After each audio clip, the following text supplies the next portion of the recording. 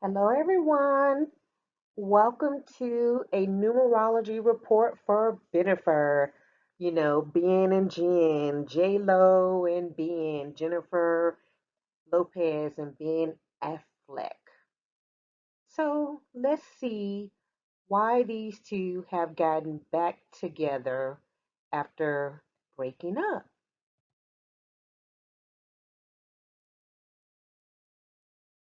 So let's start with the basics of numerology. First, we have a name, Jennifer Lynn Lopez, date of birth, July 24th, 1969. And according to the latest astrological charts, that makes her a Leo. One of the most important numbers, of course, life path. Her life path is the number 2, which is about partnerships and love. So that is the road that she is meant to travel. For all of you who ask, why is she in so many relationships? It's written in her numbers, people. What is her heart's desire? What does she want? Well, she wants financial success, leadership. Okay, that's the what everyone thinks she wants with all the different things that she's doing. And we can talk about that 19-1 karmic debt in a different time. But her minor heart desire, which is the real root of who she is, as far as what she really wants, is the number 6, which is all about relationships and partnerships and family. She wants a strong family foundation. She wants the ultimate love. So she wants someone to love her forever for the rest of her life, right? That's what she's searching for. In her attitude, that is the number 4. That means she wants to build things. She's seen as a creator. She's seen as somebody who lays the foundation. And she has done that. We all have seen that. She's laid the foundation for women around the world, especially, people in Puerto Rico, people even in Cuba. She's not even from Cuba. She's laid the foundation for them.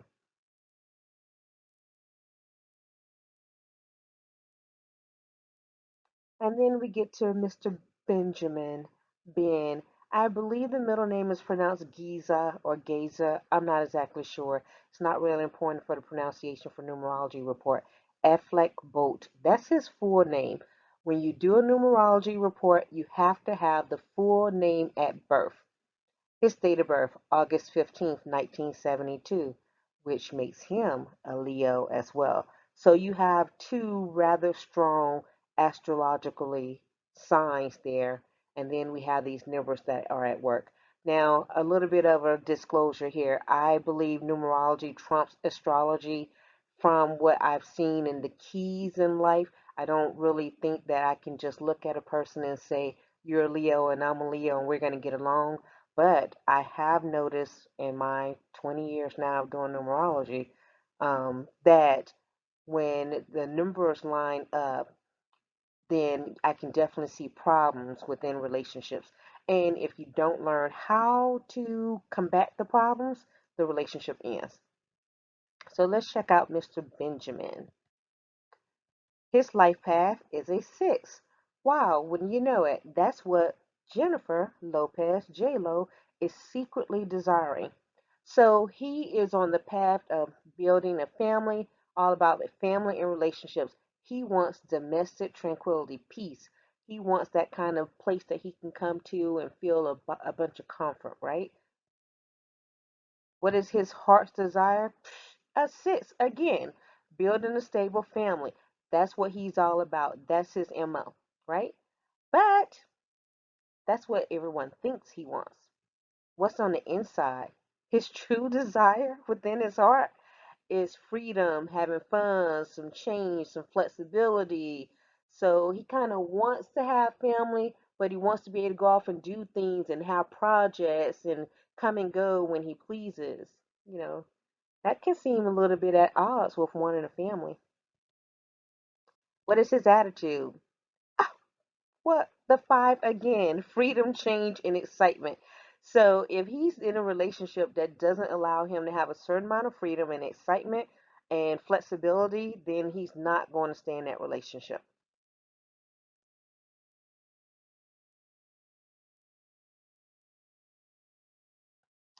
by the numbers, let's look at them from a holistic view or compatibility, right? Because I know some of y'all were surprised to see them back together. I wasn't. All right, so here we go. Here's the date of births, and the overall compatibility for the two of them is 82%. Now, I can tell you, I do have an 80-20 rule, meaning that if a person hits 80 or above, then okay, that's a decent relationship. You can make last for a good amount of time if you put in the work. I prefer to have a 90-10, so which if I'm looking for a lifelong partner, like for, some extended period of time, I'm talking more than 10 years, I like to see a 90-10 in that area. In the 70s, you got some challenges, right? And we're going to see some 70s come up with them. So, core number compatibility. Overall, their life path is 75%, so three-quarters of the way, right? And then their birthday compatibility, 70%. Almost a place where I don't want to go with relationships. And their name compatibility, 70%. Overall, there's some numbers in their charts that indicates they are soulmates. Now, you have to get into my whole conversation about what a soulmate is. A lot of people say, oh, this person my soulmate. You only have one soulmate. Not true. You can have more than one soulmate because a soulmate does not equate to a lifelong partner. What a soulmate means is that you have some things that are in common to where you feel a strong attraction to the person. Sometimes those soulmates can also be karmics. So they're people who are going to teach you a lesson, not necessarily the person that you're meant to be with, because they have the things in common with you that you don't like about yourself. And of course, not all of us are at that point where we want to deal with that, but that's what it is. So they actually have enough numbers in common in their chart to where they're technically considered soulmates. And soulmates tend to kind of gather together because it's comfortable. They might have some other things and differences, and in their youth, they're not able to overcome those challenges. And then when they mature a little bit, they are able to deal with those differences. So this is why their union at this time is kind of looking like a positive thing.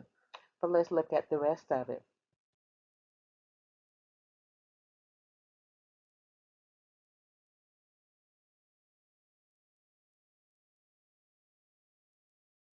Overall, here are the main numbers in their chart. The soul number 19 for Jennifer, 19-1, Benjamin is 6. Now I'm going to highlight a couple of things for you when it comes to this relationship. Now, although they have, like I told you, they are kind of soulmates, they have some key areas that we have to be concerned with. They have challenges, and for those of you who know about numerology, you understand that a challenge is not what you want in a relationship. And I put that wrong. Okay. You don't really want a lot of challenges. You want one or two challenges, maybe three, four, five, six. Oh my God, out of all your main numbers, woo, one, two, three, four, because I marked the other one by mistake. Okay, so they have four areas in their life where they're challenge numbers. But when I do numerology, I like to, what I've seen is that you can have challenges in a lot of areas and you can overcome those challenges. But if you have challenges in key areas, like right here in your attitude, your attitude will hinder your altitude. If your attitude is a challenge, man, you got some work to do, right? So that's where I have a little bit of a takeaway on this, on what I see. Your attitude is a challenge. It depends on how many degrees of separation there is, and are you willing to put in the work to make it to where it's not as much of a challenge, which most people aren't because they're so set in their ways, but that's a different story. They may be at a mature level to where they're able to do this now. Let's just talk about maturity for one moment. Maturity right here, Jennifer is at an 8 and Ben is at a 3, meaning they are different levels of maturity. When I say that, I mean that at this particular moment, Jennifer's maturity is about power and success and business, right? That's where she is in her maturity level. Ben is about communication, industry, films, that three is about speaking a lot, having fun. It is a writing, and writing sometimes can be a little bit of self-absorbed kind of energy. So that energy doesn't match the person who's on a track of let's get this business, get this done, and let's make this money, right? Which are two different what places to be at in your life.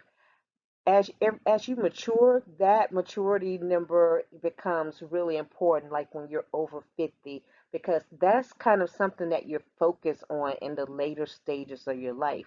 So you might be with a person in the beginning part of your life and things are going great, but when you hit that maturity, you see a lot of people get divorced because what they're into in the later stages are so different to where they really grow apart. But if you look at your numerology in the beginning, you kind of be aware of that.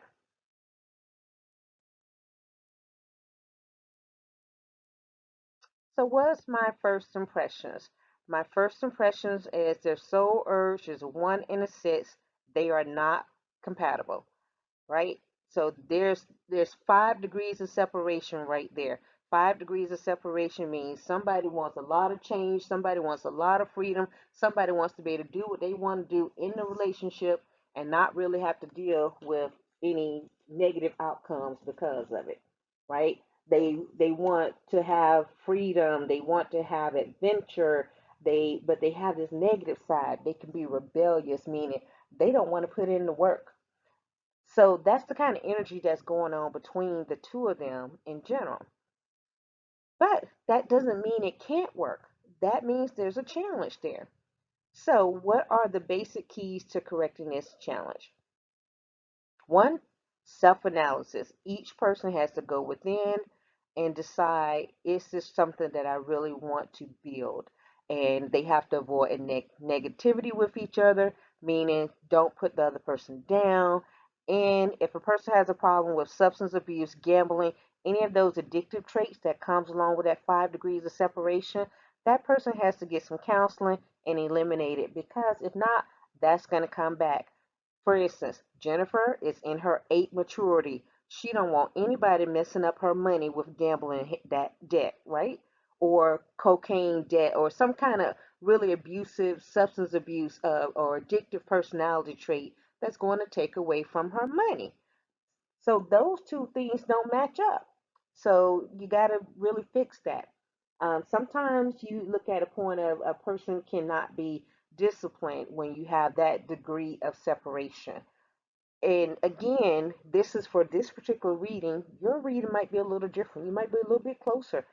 Now, if Jennifer, who's in that 8 stage, says, "Hey, Ben, I'm gonna let you be free, do what you want to do," then this relationship will work out just fine, right? Because that's kind of what he wants. He wants to have the freedom to do what he wants to do. But if she don't want that, this is not gonna work out.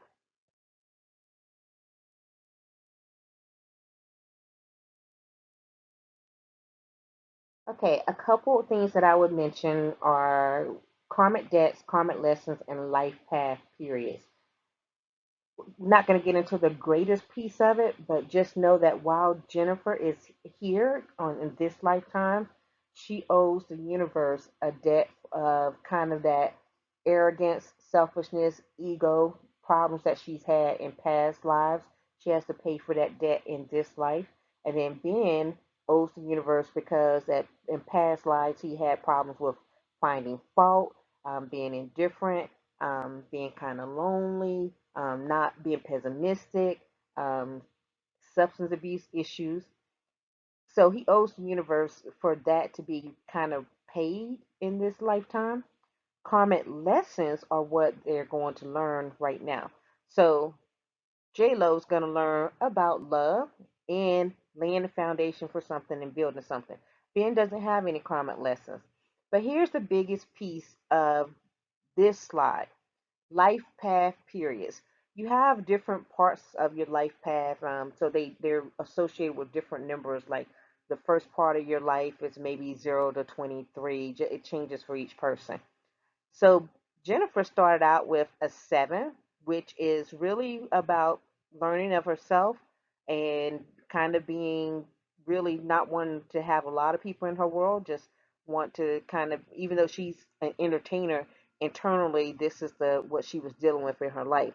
Um, Being educated about her craft, right? So that's the period she was in, and that's the period she will end her life in. Right now, she is in a sixth life path, right? This is the period that she's in her life. This doesn't mean her general life path number. This is the period in her life of where she's transitioning. And because of that, right now she's heavily focused on family and nurturing and relationships. Ben started off his life path period and that ate the finances, the money, the success. But right now, he is also in a sixth life path period, which means he is also focused on family and building and laying the foundation and nurturing, which would make sense that two people who are on those same life paths would be attracted to each other at that very moment. They want to kind of connect because they have something in common. And of course, you want to be around people who have something in common with you. Now, the bottom side is that, hey, she's going to the 7 life path period and he's going to the 1 life path period, which is good because that's a leadership period and that's something that they actually need in their relationship. I'll show you coming up. Now, in the beginning life path, remember they got together earlier in life. And when they got together earlier in life, like she was on the 7th and he was on the 8th. Those two paths are not compatible. There's a lot of challenges right there. So right now they are in what's called a natural compatibility. It's just natural to get along, and then they're going to a 1 and 7, which is another natural kind of compatibility, right? So they're actually at a good point from the life path periods, right? If they work on other things.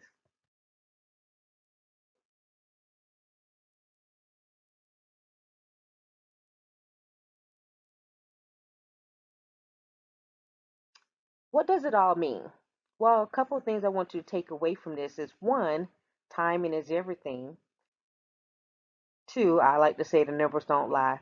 And three, there's certain things that are more important in your relationship when it comes to compatibility than other things are. So let's investigate these numbers and see where they can actually cause this relationship to be long term.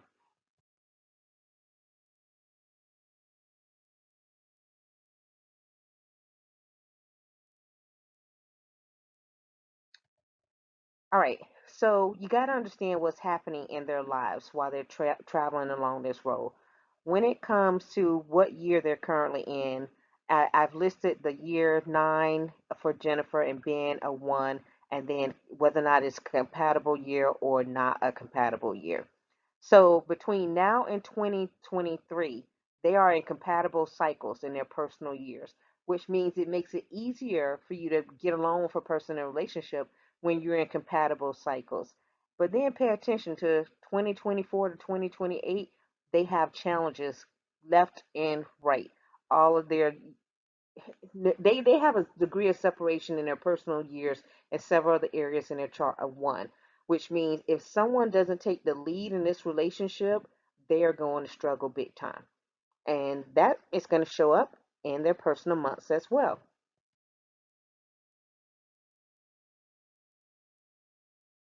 Same thing, September right now, they're compatible. October, November, compatible. Starting in December, January, February, they have some challenges. Again, it's a separation of 1, which means they need for someone to be the leader. They need for some things to happen, like some independence. They need to kind of not be around each other as much. That will improve the relationship. They have to maintain their individuality.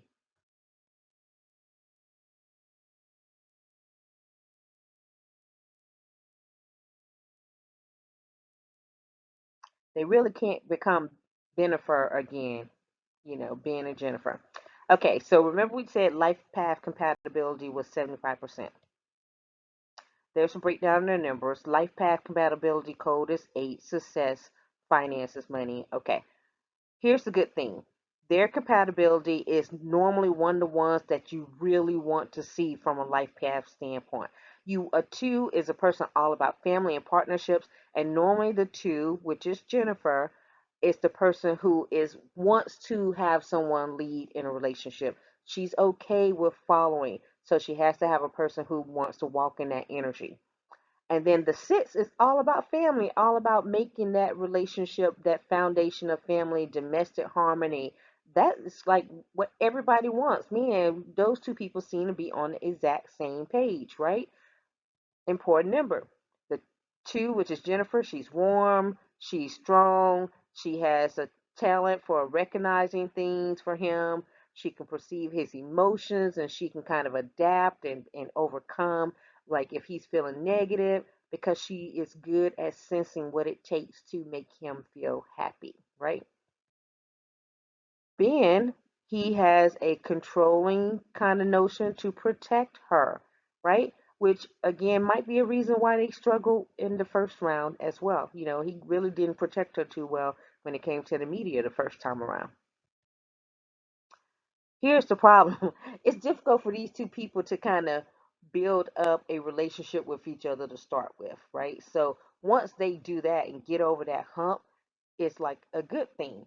But the life path is only one number that's vital. It's one of the key numbers that's vital. But for me, there's another number that's vital as well, and that's your attitude. And already I told you they have a challenge because that is, if you have an attitude that's compatible and you have a life path that's compatible, that bodes better, at least from what I've seen.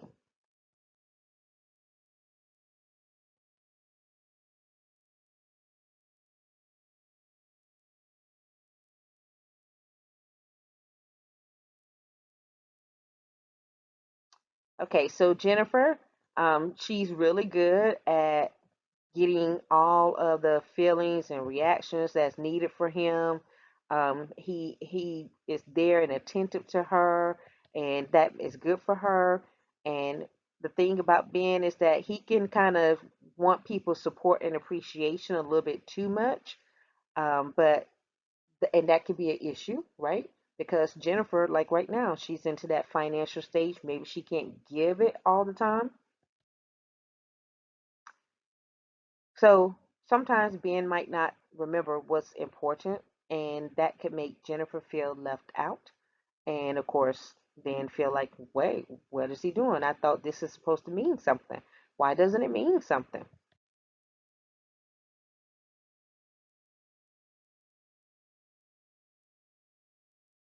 The birthday, this is in essence the actual day they were born.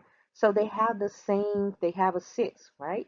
So that's ideal because they're gonna think a lot alike on a bunch of different things, right? So here's the thing. They are wrapped up in their six, their ideal of building a family, the ideal of laying a foundation, the idea of what this could be, the possibility, and they're wrapped up in the bedroom. So that's the main thing because six means pregnant with love. So they're doing all the things it takes to be pregnant with love. So this is kind of good, right? Birthday compatibility is really good. Here's what's not so good. They can be so wrapped up in that to where they forget the other needs that each person has. If one person needs to go off and write a film or a play or direct, the other person might feel like, hey, no, stay with me. Let's stay in bed today. So they could kind of interfere with some of the other goals that each other has. But that can be overcome.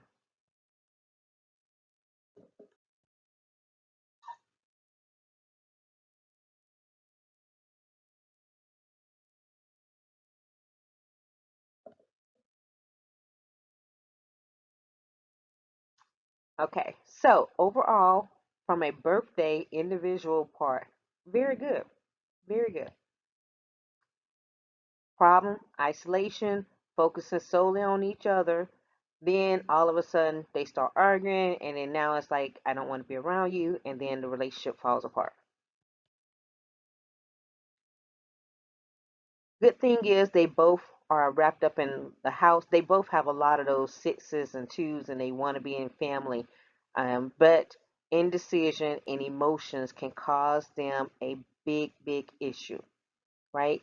So two people who feel like they're the same all of a sudden feel like, no, we're not, I'm not interested in you anymore. It was hot and heavy, and then those hormones that I was feeling, those chemicals that was set off in my body, no longer matter to me.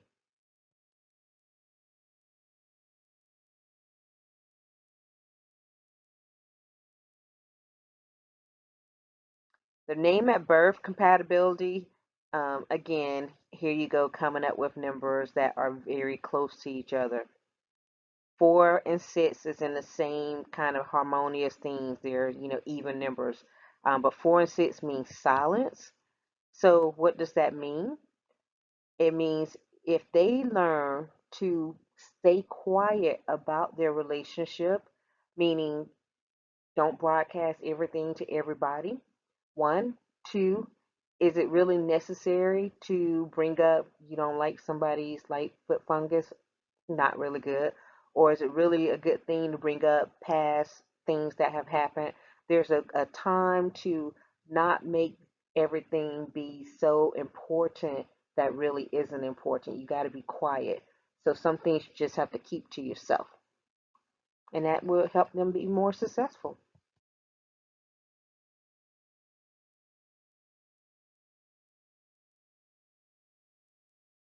Okay, psychomatrix is when we calculate characteristics of each partner and their level of energy and sexual potential. And this tells you how committed a person's going to be. If a person's like family oriented, do they have a high self esteem? It's all kinds of things like that. If you look at the numbers between the two couples, what we see a lot is that they have, okay, numbers here: character, energy, interest, the health, the intuition. Their numbers are either identical or pretty much separated by one, which means, again, within all these different relationships standards, somebody's going to have to be kind of the hero, the in charge, and put their ego aside, and they can't be domineering if they want this to work. Okay? So I don't go into all of these for you. This is just for you to be aware. Like I said, they're either spot on or they've got 1 degree of separation from most things.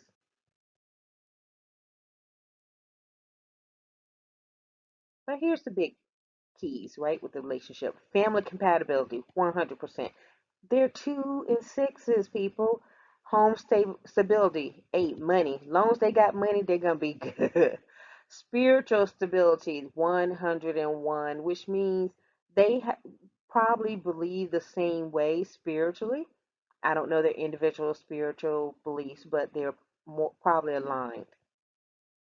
Marriage stability term, 109. That's 109 years. Now, I don't look at this in the terms of years, but that's the way it's kind of seen. I tend to look at it in months. That's the way I look at it. Maybe you got 109 months. I don't know. But what this suggests is that if they were to get married, that their marriage would last for a little bit of time. I would say, more than 5 years if they were to get married. But families are built on either material or spiritual basis. So when these two things come together, that they're lined up with the material world and they're lined up with the spiritual world, that then they can have a successful, or at least have a better opportunity of having a successful family unit. Okay, here's where the problem comes. If there's a crisis in either one of those areas, spiritually or financially, the whole family unit falls apart. And that's why this you can see some kind of trouble. Like if any of that happens, if whatever. In their cases, they're both in the music industry and the entertainment industry. If any of that goes sideways, that whole relationship crumbles.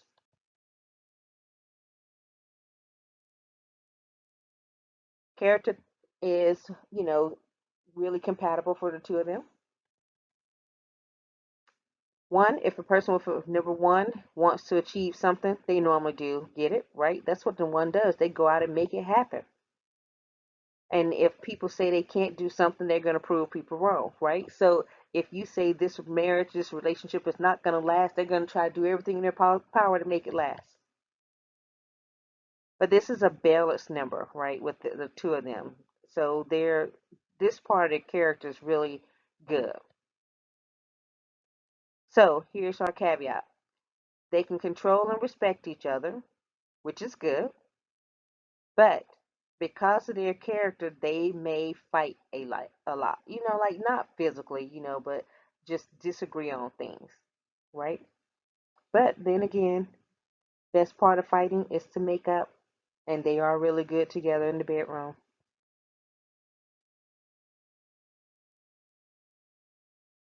What kind of energy do they have? These are things that kind of are important. You got to match somebody's energy when you're in a relationship, especially for a long time. So energy compatibility. So they have a 1-1. So it's dicey. We don't know for sure. Compatibility is high with them if they have opposite characteristics. So you need one person to lead and the other person to guide. And that's where you find challenges with this relationship is sometimes both people are trying to lead. They're both Leos for starters, which are strong personalities. One person's thinking this is the way to go for money. But if you have a person not really wanting to give up that leadership and let somebody else lead, they're not going to match it with energy. So the other thing is, it's because their characters might be so close to each other, it can get boring. And with anything else, if it gets boring, most people like to walk away. They don't want boring relationships. Well, most people don't. Some people do.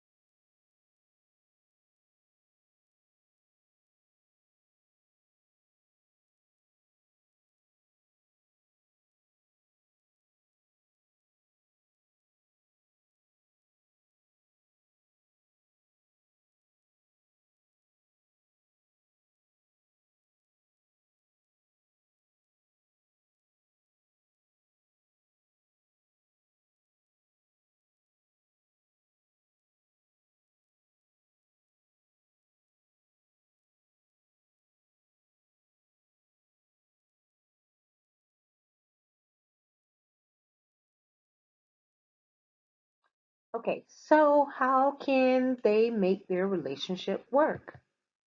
One, Jennifer needs to praise and acknowledge the good thing that Ben does for her because he needs to hear that. Two, Ben has to let Jennifer know how much he appreciates all the little things that she does to make their life romantic and sweet because she needs to hear that. Ben has to be careful with how he speaks to Jennifer because she's very sensitive, almost childlike in her sensitivity. And what he says is important and it can hurt her deeply. So Jennifer's easygoing until she feels defensive and then she kind of throws temper tantrums, right?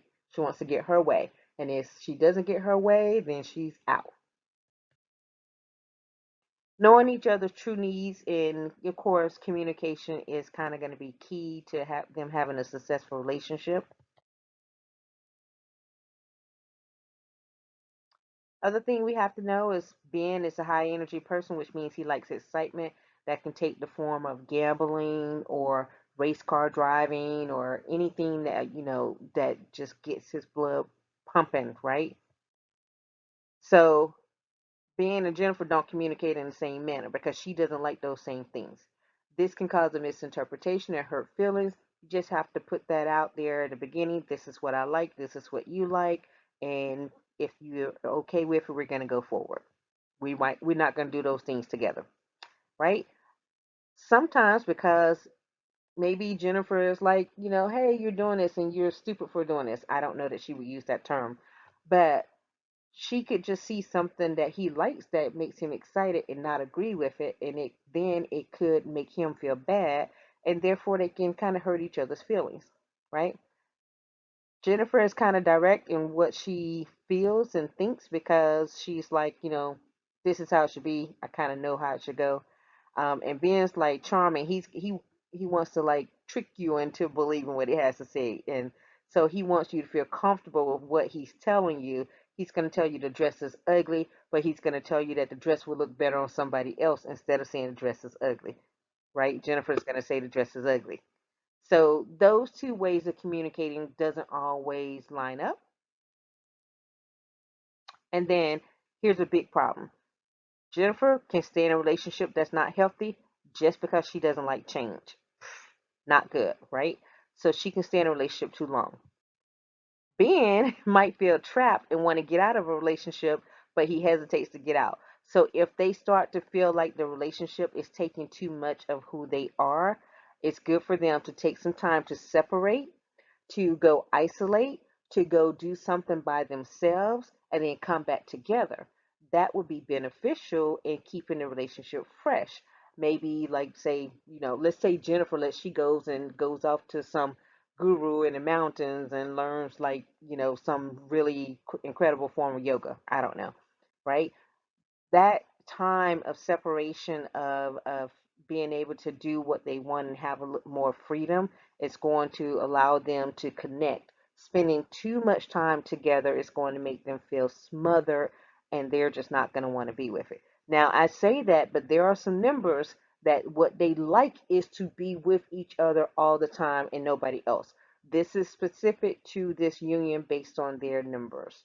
So if you have a report, you're like, oh, why isn't this for me? The numbers are different for different people in their parts of the chart. Okay. Again, respecting and listening to each other is the key to the relationship.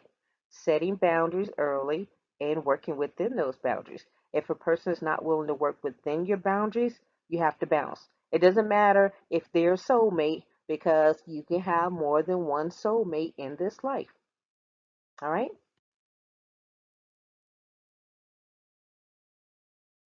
So here are my final thoughts. Information is useful. Remember, everything depends on you, not just a calculation. One, you may think you know a person's name at birth, and that's not their real name at birth. I have a client that found out in her 40s that her name was spelled wrong and her date of birth was actually one day off. Didn't find it out until she was in her 40s, right? So some things you might be like, this is a little bit off. Well, there's some little things that it can be slightly off, but not completely off, right? That being said, if you're in a relationship with somebody and you're like, man, we have a great relationship, okay, that doesn't mean, and say the numbers say that y'all aren't compatible. Maybe you guys are doing the things it takes to make that relationship work. The other thing is people are changing each and every day, so data can change. Every day you mature, you change into a different transition. You're at a different point in your life. There's a different vowel in your name that's more prevalent. So your E for change and freedom, your O for family. So you're at a different point. So I would say that you don't ever meet the same person twice, even when you live with them, because the next day they're at a different point in their journey. So take that into consideration.